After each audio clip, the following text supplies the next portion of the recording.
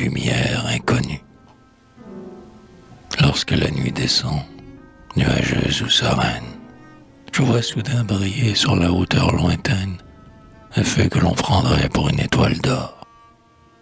Chaque soir, sans jamais y manquer, il s'allume à l'heure où les coteaux s'effacent dans la brume, qui voile avec lenteur la terre qui s'endort.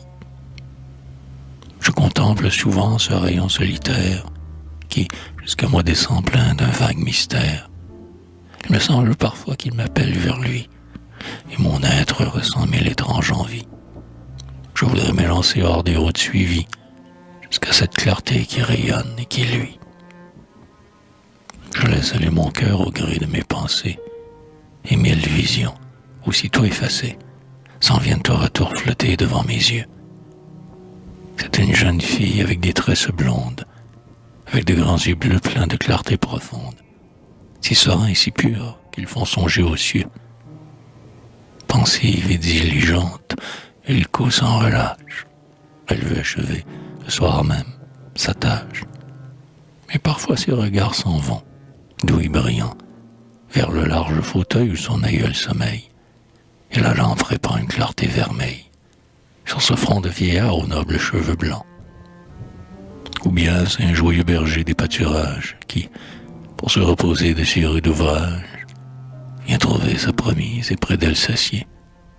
Il est robuste et fort, elle est active et belle, et près d'eux un chien loup, leur compagnon fidèle, d'avoir la tête appuyée aux briques du foyer.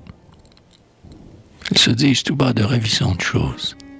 Ils comptent s'épouser dans la saison des roses, au temps où les oiseaux travaillent à leur nid. Puis de rire, le chien redresse un peu l'oreille, et, comme un sûr et vieux ami qui les surveille, il entr'ouvre à moitié son grand œil endormi. C'est peut-être un savant, un rêveur, un artiste qui recherche le calme et que la foule attriste, et qui donne au travail les veilles de la nuit. Il se croit oublié dans sa retraite austère, sans songer que, pendant les brunes de la terre, mon âme le devine et mon regard le suit. Ou, retrouvant encore au fond de ma mémoire les lambeaux oubliés d'une très vieille histoire, je pense à quelque gnome assis près d'un tombeau, où dort une princesse aux longs cheveux d'ébène, la figure pâle étrangement sereine, et que doit éveiller un prince jeune et beau. Hélas, et c'est ainsi que je garde mon rêve. Je le poursuis toujours sans fatigue et sans trêve.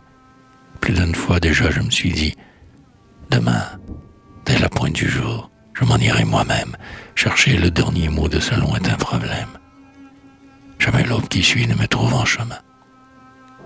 J'ai peur de voir crouler mon palais de chimères. Les douces visions de mon cœur me sont chères. J'aime tant rêver, seul, dans l'obscurité.